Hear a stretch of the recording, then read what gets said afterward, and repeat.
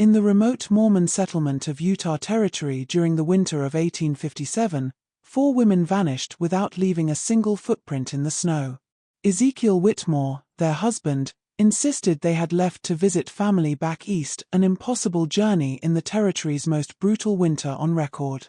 The incident remained classified within the private archives of the Church of Jesus Christ of Latter-day Saints for more than 60 years, until construction workers building a new meeting house in 1920 uncovered something that would force church leaders to confront the darkest chapter of their early Utah history.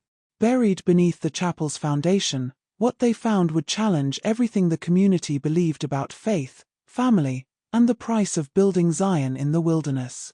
Before we continue with the story of Ezekiel Whitmore and the winter that changed everything, let me say, this channel isn't for everyone. It's only for those brave enough to uncover the mysteries history tried to bury. If you're ready to hear stories that will make you question what really happened in America's past, hit that subscribe button and ring the notification bell. Tell me in the comments, what state are you listening from? Are you brave enough to hear the truth about the early Mormon settlements? Let's find out together. The 1920 discovery would prove that some secrets are too terrible to stay buried forever.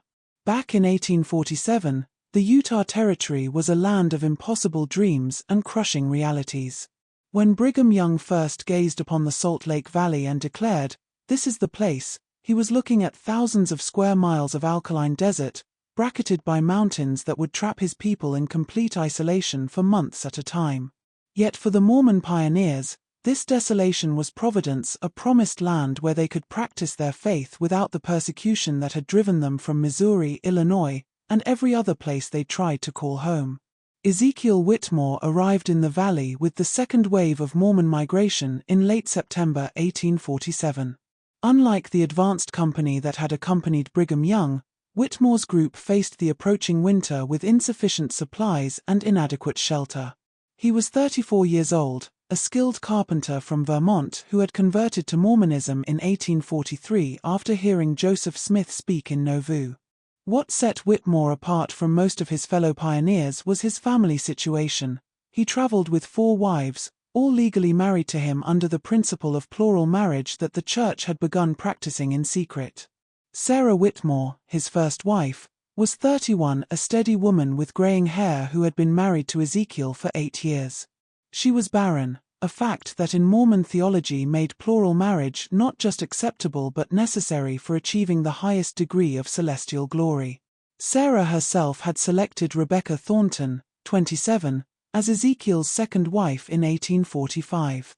Educated and unusual for a woman of her time, Rebecca could read both English and German. She questioned church doctrine more openly than was comfortable for most Mormon men, but Ezekiel seemed to value her intellectual contributions to their family discussions. Mary Kellerman became the third wife in early 1847, just before the journey west. At 24, she was pregnant with her first child and suffered greatly during the trek across the plains. Her German immigrant parents had died during the Nauvoo period, leaving her with no family except the Whitmore household. The fourth wife, Ruth Caldwell, was barely 19 and had joined the family only 3 months before they departed for Utah. Her marriage to Ezekiel had been arranged by church elders who felt she needed protection after her own family died in the Missouri conflicts. The Whitmore family settled in what would later become known as Mill Creek, about 8 miles southeast of the main Salt Lake settlement. Ezekiel chose the location because a small creek provided water year-round and the land showed promise for farming. More importantly, the isolation suited his temperament. He had always been a private man who preferred the company of his wives and his work to the social obligations of community life. That first autumn, Ezekiel worked with desperate intensity to prepare for winter. He built a large cabin with separate rooms for each wife, following the careful protocols Mormon men had developed for managing plural households. The cabin was solidly constructed with thick log walls and a stone foundation, but it was the only structure for miles in any direction. Their nearest neighbors were a family of Danish converts living 3 miles to the north, and even they would be unreachable once the snows began. In those early years, the Mormon community was tight-knit by necessity. Every family's survival depended on cooperation, shared resources, and mutual support. Church leaders maintained strict oversight of plural marriages not just for theological reasons, but because they understood the practical challenges of managing complex family relationships in isolation. Men who practiced plural marriage were expected to maintain harmony in their households and to contribute positively to the community's overall welfare. Each of Ezekiel's wives brought different skills to their remote household. Sarah managed domestic affairs with quiet efficiency, organizing food storage and textile production for the winter ahead. Rebecca kept detailed records of supplies and expenditures, and had begun teaching herself basic medical skills that could prove essential in emergencies. Mary, despite her pregnancy, was skilled at preserving foods and had created an impressive store of dried fruits and vegetables. Ruth, the youngest, was energetic and optimistic, taking on the heaviest physical labor despite her small size. By December 1847, the Whitmore household appeared to be thriving. Church records show Ezekiel made regular trips to the main settlement to trade goods and attend meetings. His wives were described by visitors as healthy, well-dressed, and remarkably harmonious for a plural family. Bishop William Curtis, who visited the cabin in early December, later wrote in his journal that the Whitmore family seemed blessed with unusual unity and prosperity, a testament to righteous living and proper order in the home. But what Bishop Curtis didn't mention in his official journal, confiding only in his private diary, was something that troubled him about the visit. The four women seemed almost too harmonious, finishing each other's sentences and moving in an eerily synchronized way that reminded him of a single mind inhabiting multiple bodies. He noted that they all bore similar marks on their wrists, small, deliberate cuts that they claimed came from kitchen accidents, but which all appeared to be the same age and depth. The winter of 1847 to 1848 was severe even by Utah standards. Snow began falling in mid-November and continued intermittently through March. Temperatures dropped to 20 below zero multiple times, and the wind howled across the valley with such force it could knock a grown man off his feet. For families in the main settlement, the winter was challenging but manageable. For isolated families like the Whitmores, it was a test of preparation, faith, and endurance. The last confirmed sighting of all four Whitmore women together was on December 19, 1847, when a group of men from the main settlement passed by the cabin while hunting. They reported seeing smoke from the chimney and briefly spoke with Sarah and Rebecca, who appeared at the door to accept a gift of fresh deer meat. The women thanked them politely but declined an invitation to send someone back to the settlement for Christmas services, saying they planned to hold their own family worship. What happened next would puzzle investigators for decades and create the most persistent mystery in early Mormon Utah history. The first sign something was wrong came on January 8, 1848, when Ezekiel Whitmore appeared at the main settlement asking to speak privately with Bishop Curtis. Those who saw him that day described a man who appeared to have aged years in just 3 weeks. His clothes were disheveled, his beard unkempt, and his eyes held what one witness called the look of a man who had seen too much. In the privacy of the bishop's cabin, Ezekiel explained that his wife Sarah had received a revelation directing her to travel east to care for her sick sister in Missouri. He said she had felt the calling so strongly that she couldn't wait for spring and had departed with a small group of travelers who had passed through their area. Bishop Curtis was immediately suspicious no travelers would attempt the eastward journey in the middle of winter, and Sarah had never mentioned having a sister in Missouri.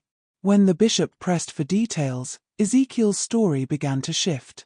First, he said the travelers were missionaries returning east, then he claimed they were mountain men who knew secret winter routes. His hands trembled as he spoke, and he kept glancing toward the door as if expecting someone to enter.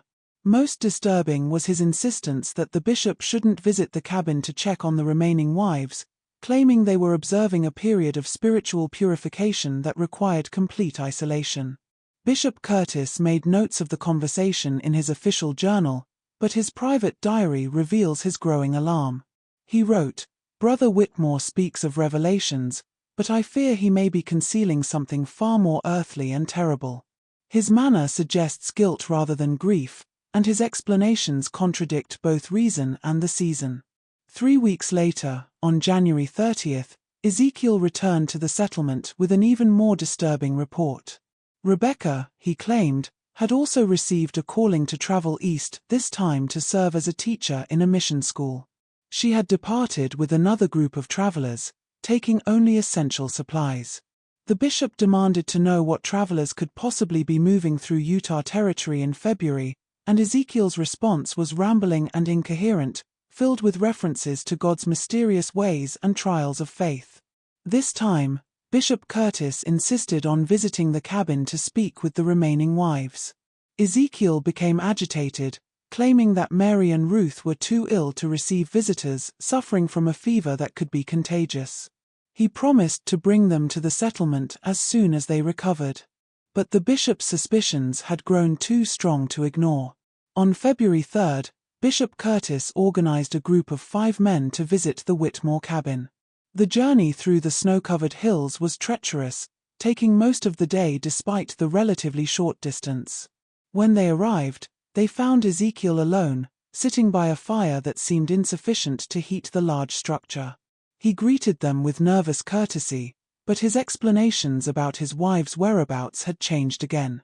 Now he claimed that Mary and Ruth had both recovered from their illness and decided to join Sarah and Rebecca in the east. He said they had departed just 2 days earlier, traveling with a group of trappers who had promised to escort them safely to civilization. The bishop asked to see the women's personal belongings, and Ezekiel showed them several rooms that appeared to have been hastily cleared out. Clothing, books, and personal items were gone, but heavy items like furniture and cooking implements remained, unusual for women making a permanent departure.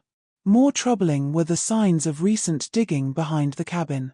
Ezekiel explained he had been working on an expansion of the root cellar, preparing for the next winter, but the ground was frozen solid and the amount of disturbed earth seemed far greater than necessary for a simple food storage area. When one of the men commented on the difficulty of digging in frozen ground, Ezekiel's response was sharp and defensive, claiming that God's work requires dedication even in the hardest conditions. The visiting party spent the night in the cabin, and several later reported feeling deeply unsettled. The building was too quiet, they said, with none of the subtle sounds that indicated the presence of women, no rustling of skirts, no soft conversations, no feminine touches in the daily routines. Ezekiel served them a meal that seemed to consist entirely of preserved foods, despite the fact that fresh bread and dairy products should have been available if women had been managing the household recently. Most disturbing was an incident during the night. Thomas Garrett, one of the visiting men, was awakened by what he described as the sound of weeping, faint but distinct, coming from somewhere beneath the cabin. When he mentioned this to the others in the morning, they dismissed it as wind or settling timber, but Garrett remained convinced he had heard human voices in distress. The bishop's party departed the next morning with more questions than answers. In his private journal, Bishop Curtis wrote, "I fear that Brother Whitmore may have committed acts that will bring shame upon our people and our faith. The isolation of winter can drive men to desperate measures, and I worry that the pressures of plural marriage may have proven too great for his spirit to bear." However, the bishop faced a difficult decision. The Mormon community was already under scrutiny from the federal government, and rumors of violence or impropriety could bring unwanted attention from authorities. The principle of plural marriage itself was controversial, and any scandal involving a polygamous family could be used to justify government intervention in church affairs. After consulting with other church leaders, Bishop Curtis decided to continue monitoring the situation quietly while hoping that spring would bring some resolution to the mystery. Throughout the remaining winter months, Ezekiel made regular appearances at the settlement, always alone and increasingly gaunt. He claimed to be in regular correspondence with his wives, receiving letters that confirmed their safe arrival in the East and their happiness in their new circumstances. But he could never produce these letters, claiming they were too personal to share or that he had accidentally destroyed them in the fire. Members of the community began to whisper among themselves. Some believed Ezekiel had indeed sent his wives away, perhaps because he could no longer support them or because the isolation had created unbearable tensions. Others suspected something far more sinister, pointing to his erratic behavior and the inconsistencies in his stories. The truth would remain hidden until the spring thaw revealed secrets that would challenge everything the community thought they knew about faith, family, and the price of survival in the wilderness. When the snows melted in April 1848, Bishop Curtis finally had the opportunity to conduct a thorough investigation of the Whitmore property. What he discovered there would haunt him for the rest of his life and create a mystery that would persist for over 70 years. The cabin itself appeared to have been abandoned for weeks. A thick layer of dust covered the furniture, and the rooms that had supposedly belonged to the four wives showed signs of hasty cleaning rather than normal departure. More significantly, the bishop found several items that contradicted Ezekiel's claims about his wife's voluntary departure. Rebecca's most treasured possession, a leather-bound journal in which she had recorded her thoughts and observations since joining the family, was hidden beneath a loose floorboard in what had been her room.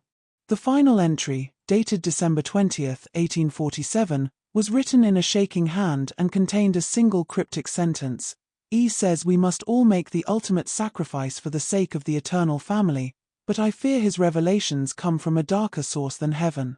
Behind the cabin, the area Ezekiel had claimed to be excavating for root cellar expansion told a different story.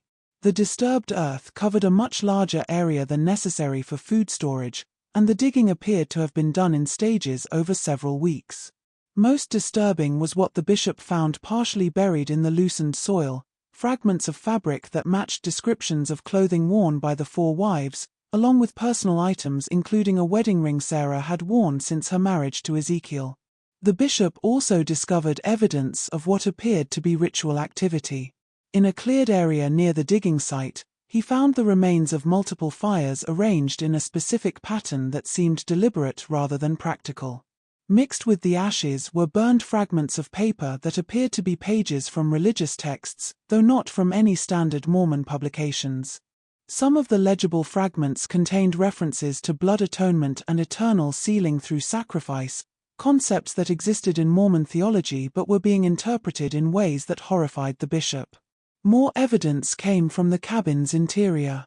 In the room that had belonged to Ezekiel and Sarah, the bishop found a hidden compartment containing several notebooks filled with Ezekiel's handwriting.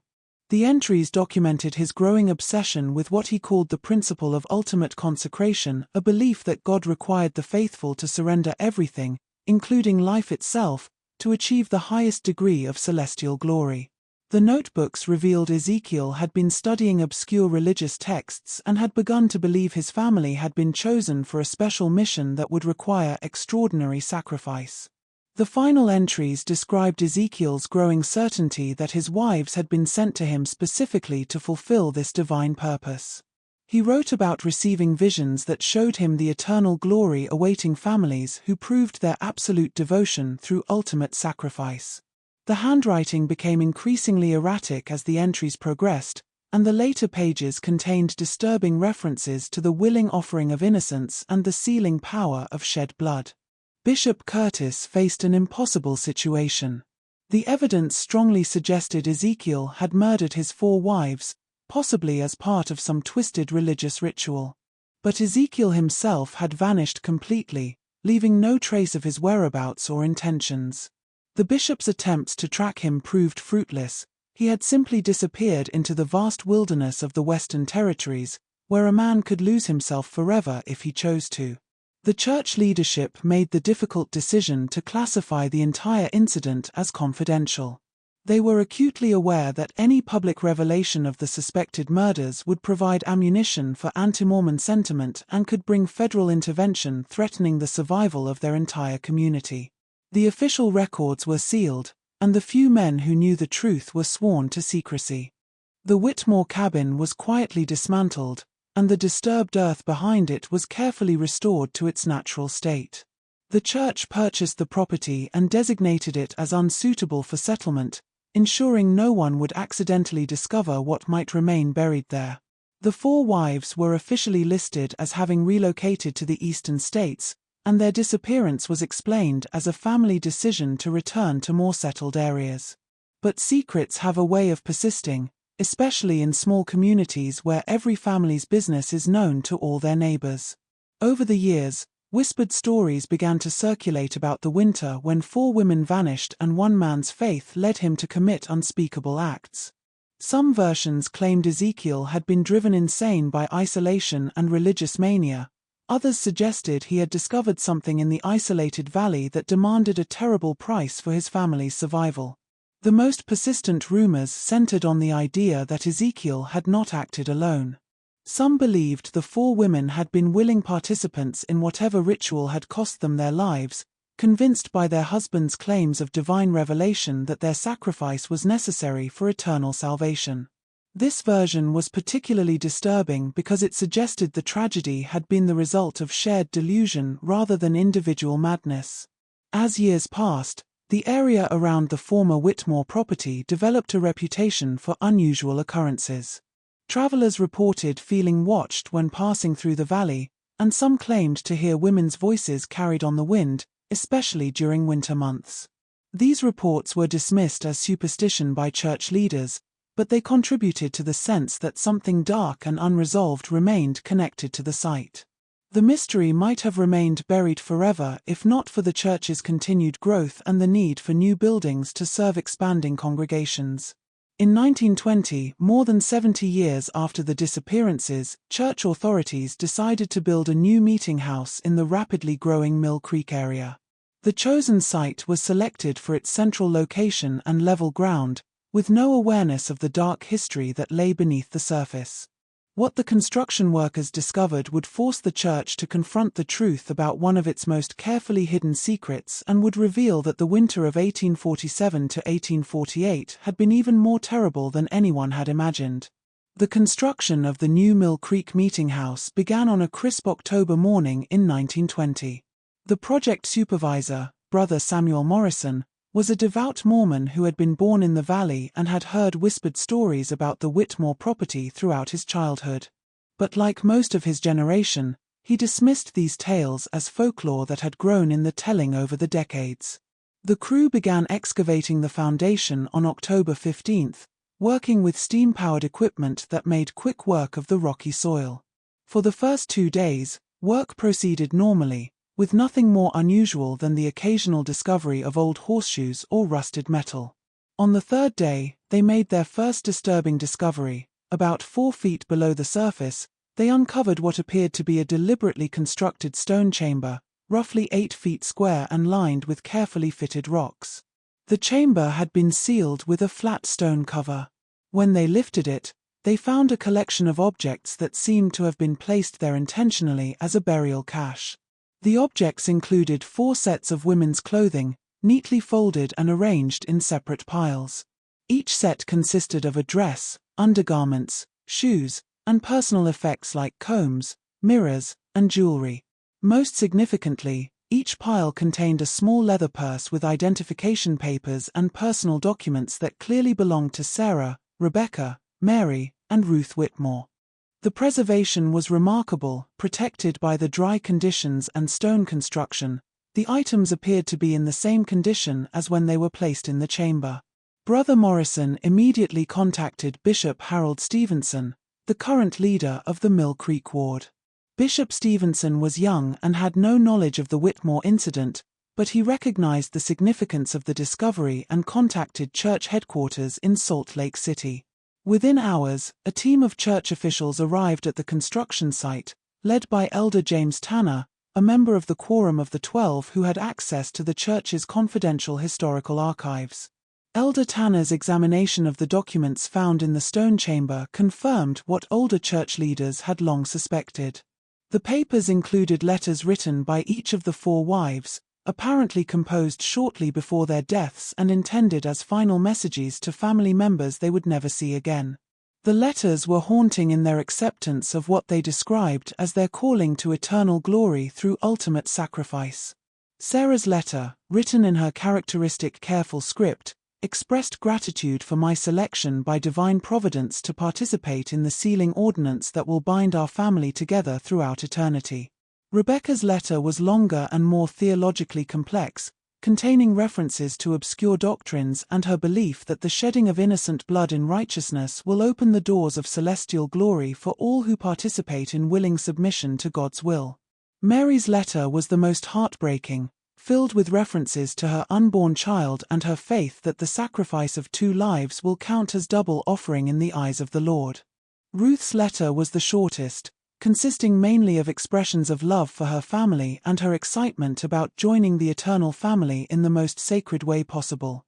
The letters made it clear the 4 women had not been murdered against their will but had participated willingly in what they believed to be a sacred ritual. This revelation was almost more disturbing than the alternative, suggesting Ezekiel had successfully convinced his wives their deaths were necessary for eternal salvation. Elder Tanner immediately ordered construction suspended and contacted the church's historical department to locate the sealed files related to the Whitmore incident. What they found painted a more complete picture of the tragedy but also raised new, even more troubling questions. The sealed files contained Bishop Curtis's complete investigation notes, including details never shared with other officials. Among these was the bishop's discovery of additional evidence suggesting the Whitmore tragedy had not been an isolated incident. References in Ezekiel's notebooks mentioned correspondence with other Mormon men who had received similar revelations about the necessity of ultimate sacrifice for their families. Most disturbing was a letter Bishop Curtis had intercepted in 1849, addressed to Ezekiel at a remote mining camp in Nevada Territory. The letter, signed only with the initials JM, contained coded references to the completion of the work and expressed satisfaction that the sealing has been accomplished according to the pattern revealed to us. The letter also mentioned that the others who received the same calling have fulfilled their obligations with equal faith and devotion. This evidence suggested Ezekiel had not acted alone but had been part of a secret group within the early Mormon community that had developed extreme interpretations of church doctrine. The group apparently believed the ultimate expression of faith required the sacrifice of family members and that such sacrifices would guarantee exaltation in the celestial kingdom. Elder Tanner's team began a careful review of early church records, looking for other unexplained disappearances or unusual incidents that might be connected to this secret group. What they found was a pattern. Between 1847 and 1855, at least 12 Mormon families had reported the disappearance of family members under circumstances similar to the Whitmore case. In each instance, missing persons were reported to have departed for the East or received callings to serve missions in distant locations. In most cases, the reports were made by male family members who claimed to have received revelations directing them to allow their wives or children to leave for spiritual purposes. The pattern was subtle enough that it had never been detected by church authorities at the time, but viewed together, the cases suggested a coordinated effort by a secret group to carry out what they believed to be sacred killings. The victims were predominantly women and children, and the perpetrators were men noted for exceptional devotion to church doctrine and leadership roles in local communities. Most chilling was the discovery that several of the men involved had maintained correspondence with each other, sharing theological justifications for their actions and encouraging each other in their divine calling. The letters revealed the group had developed an elaborate theological framework for their beliefs, drawing on obscure passages from Mormon scripture and early church teachings to justify their actions. They apparently believed plural marriage was only the beginning of a higher law that would ultimately require the sacrifice of family members to achieve complete consecration to God. They saw themselves as pioneers of a more advanced form of religious devotion that would eventually be revealed to all faithful Mormons as the ultimate requirement for celestial glory. As Elder Tanner's investigation continued, the scope of the conspiracy became increasingly clear. The secret group appeared to have included prominent church members from across Utah Territory, some holding significant leadership positions. The group had operated with careful coordination, sharing information and providing mutual support for their beliefs. The investigation also revealed the group had eventually been detected by church authorities in the mid-1850s, leading to a secret purge that removed suspected members from leadership positions and forced others to flee the territory. The church's official records made no mention of these actions, which had been carried out quietly to avoid creating scandal or providing ammunition for anti-Mormon critics. But the discovery of the stone chamber at the Mill Creek construction site proved the group's activities had been far more extensive than church leaders had realized. The careful preservation of the victims' belongings suggested the perpetrators had viewed their actions as sacred ordinances requiring proper documentation and remembrance. The question haunting Elder Tanner and his team was whether the group had been completely eliminated in the 1850s or whether some members had escaped detection and continued their activities in remote areas of the Western Territories. The evidence suggested the conspiracy had been larger and more organized than anyone had imagined, with implications extending far beyond the tragic fate of the 4 Whitmore women. The investigation would soon reveal the stone chamber was only the beginning of what lay buried beneath the Mill Creek construction site, and that the winter of 1847 to 1848 had been even more terrible than the darkest rumors had suggested. As Elder Tanner's team expanded their excavation, they made increasingly disturbing discoveries suggesting the Whitmore tragedy was far more complex than a single family's descent into religious madness. The stone chamber containing the women's belongings was only the first layer of a carefully constructed burial site designed to preserve evidence of what the perpetrators clearly viewed as sacred acts. Beneath the stone chamber, excavation revealed a second level, a larger underground space carved directly into bedrock and lined with carefully fitted stones. This chamber was approximately 12 feet square and 6 feet deep, with drainage channels that had kept it dry for over 70 years. The walls were covered with carved symbols combining traditional Mormon imagery with elements drawn from other religious traditions. The most prominent symbol was a modified version of the Mormon temple square and compass, surrounded by Egyptian hieroglyphs, Masonic symbols, and representations of ancient sacrifice rituals. In the center of the chamber, the team found what appeared to be a stone altar, roughly hewn from local granite and stained with what laboratory analysis would later confirm to be human blood. The altar was surrounded by 4 smaller stone platforms, each bearing carved inscriptions with the names Sarah, Rebecca, Mary, and Ruth, along with dates corresponding to the winter months of 1847 to 1848. The inscriptions also included theological passages drawn from Mormon scripture but interpreted in ways that justified taking human life for religious purposes. One passage carved above the central altar read, "Greater loveth no man than this, that a man lay down his life for his friends, and greater still is the love that lays down the lives of the beloved for the glory of God and the sealing of eternal families." But the most shocking discovery came when the team excavated beneath the stone platforms. Each platform concealed a carefully prepared burial site containing human remains preserved through deliberate mummification techniques. The bodies of the 4 women had been prepared with materials and methods suggesting extensive knowledge of preservation practices, possibly derived from early Mormon interest in Egyptian culture. The condition of the remains allowed for detailed examination revealing the manner of death.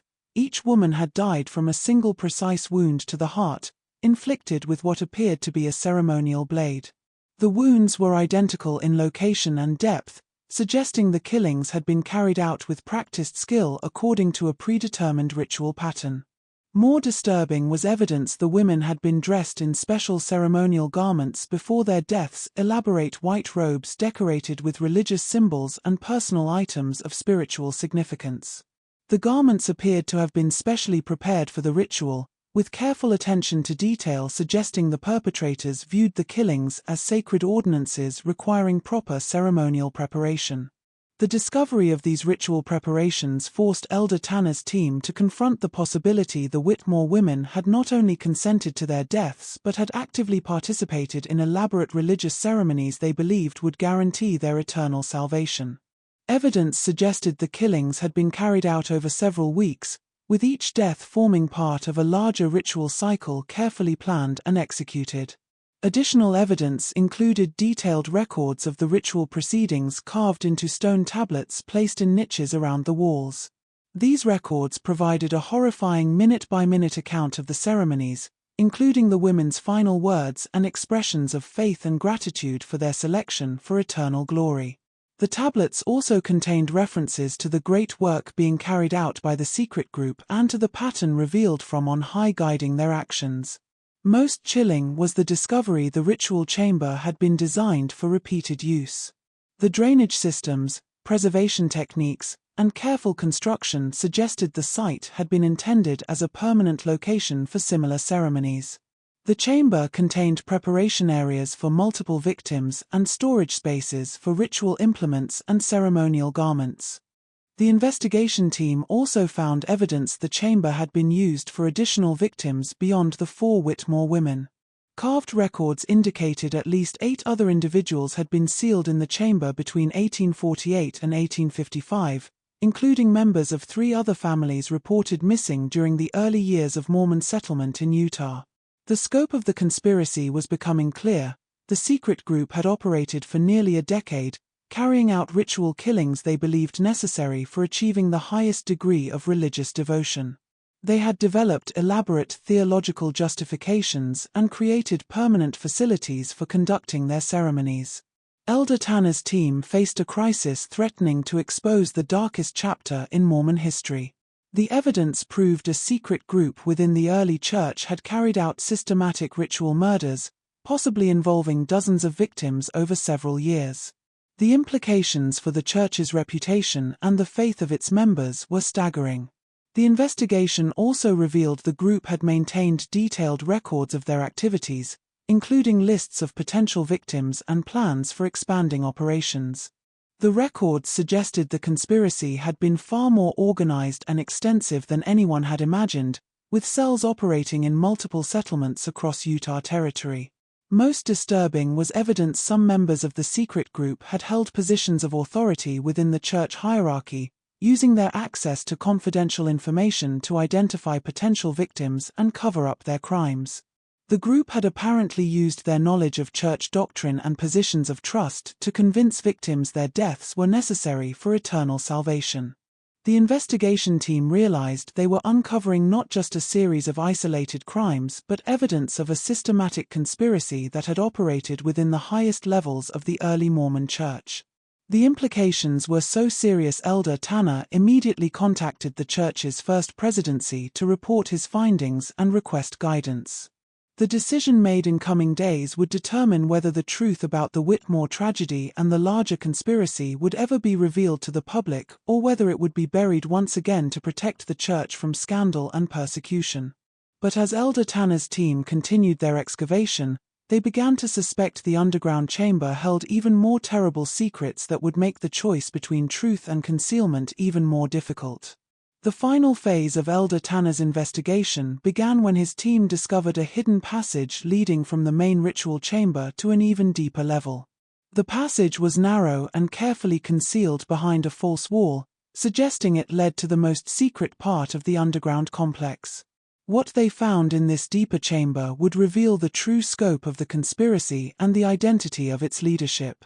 The deeper chamber was smaller than the ritual space above but constructed with even greater care. The walls were lined with carefully fitted stones carved with intricate religious symbols, and the ceiling was supported by precisely cut archways demonstrating advanced engineering knowledge. This was clearly the inner sanctum of the secret group, the place where their most important meetings and ceremonies had been conducted. In the center, the team found a stone table carved with extraordinary precision. The table's surface was covered with detailed maps of Utah Territory showing locations of Mormon settlements and marking specific sites designated for the group's activities. The maps included detailed notes about families in each settlement, with particular attention to households that might provide suitable victims for their rituals. The most shocking discovery was a series of stone tablets containing the complete theological framework developed by the secret group to justify their actions. These tablets revealed the group had been led by a man named Jeremiah Blackwood, who claimed to have received direct revelations from Joseph Smith himself directing him to establish what he called the Order of Eternal Sacrifice. According to the tablets, Blackwood had been present at some of Joseph Smith's private meetings in Nauvoo and had developed an extreme interpretation of the prophet's teachings about eternal families and celestial marriage. Blackwood believed the ultimate test of faith required families to demonstrate their willingness to sacrifice everything, including life itself, to prove their devotion to God and secure eternal exaltation.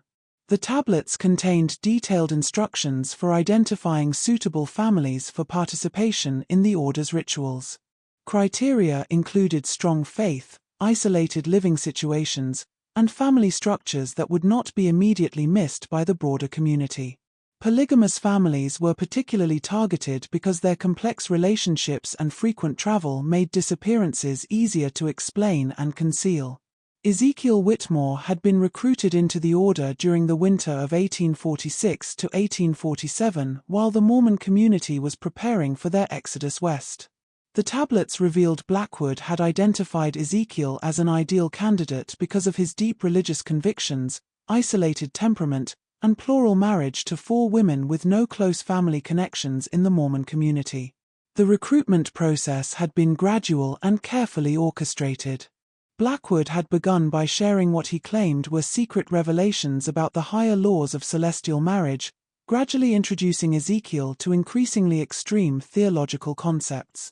By the time the Whitmore family departed for Utah, Ezekiel had been fully indoctrinated into the order's beliefs and had committed to carrying out the ritual sacrifice of his wives during their first winter in the territory. The tablets also revealed the order had established similar operations in multiple Mormon settlements across the West. Each cell was led by a trusted member personally recruited by Blackwood, responsible for identifying potential victims and carrying out ritual killings. The cells operated independently but maintained communication through a network of coded letters and secret meetings. The ritual chamber beneath Mill Creek had been one of several permanent facilities established by the order for conducting ceremonies. Similar chambers had been constructed near other Mormon settlements, each designed to preserve evidence of the rituals for what the order believed would be eventual recognition of their practices as legitimate religious ordinances. The tablets contained detailed accounts of the specific rituals carried out in the Mill Creek chamber. The ceremonies had followed a precise pattern developed by Blackwood based on his interpretation of ancient sacrifice practices and early Mormon temple rituals. Each ceremony lasted several days and included elaborate preparations, theological instruction, and final rituals participants believed would seal their eternal families together in the highest degree of celestial glory. The account of the Whitmore family's final days was preserved in horrifying detail. The ritual had begun on December 20, 1847, with Sarah's voluntary participation in a ceremony she believed would ensure her family's eternal exaltation.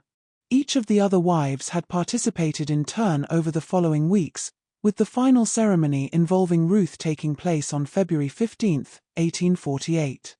The tablets described how each woman had spent her final days in prayer and preparation, convinced her sacrifice would open the doors of celestial glory for her entire family. They had written letters to family members, prepared burial garments, and participated in elaborate ceremonies they believed were sacred ordinances revealed directly from God. Most disturbing was the revelation the women had not only consented to their deaths but had actively encouraged each other to participate. The tablets contained their recorded conversations, showing how they had strengthened each other's faith and expressed excitement about their calling to eternal glory through ultimate sacrifice. The investigation team also discovered evidence the order had planned significant expansion. The tablets contained lists of dozens of additional families targeted for recruitment, along with detailed plans for establishing new ritual sites across the Western Territories. The order had apparently believed their practices would eventually be recognized as legitimate religious doctrine and become a standard requirement for achieving the highest degrees of eternal glory. But the tablets also revealed why the order's activities had come to an end in the mid-1850s. Church authorities had begun detecting the pattern of disappearances and launched a secret investigation identifying several order members. The investigation had been led by Brigham Young himself, who recognized the threat the order posed to the survival of the Mormon community in Utah. The church's response had been swift and decisive. Known order members were quietly excommunicated and forced to flee the territory, while others were reassigned to remote areas where their activities could be more easily monitored. Ritual sites were sealed or destroyed, and all records of the investigation were classified to prevent public knowledge of the conspiracy. Jeremiah Blackwood himself had disappeared during the crackdown, reportedly fleeing to California, where he continued recruiting followers for his extremist beliefs. Some reports suggested he had established New Order cells in mining camps and frontier settlements, but these activities were never officially confirmed. The tablets contained Blackwood's final message to his followers, written shortly before his disappearance. In it, he prophesied the Order's practices would eventually be revealed as divinely inspired and become the ultimate test of faith for all true believers. He instructed followers to preserve their records and continue their work in secret until the time came for public revelation of the higher laws. Elder Tanner's team realized they had uncovered evidence of the most serious crisis in early Mormon history, a secret conspiracy that had operated within the highest levels of the church and resulted in the ritual murder of dozens of innocent victims. The implications for the church's reputation and the faith of its members were catastrophic. The evidence also raised disturbing questions about what church leaders had known about the Order's activities and when they had known it. The tablets suggested some members of the church hierarchy,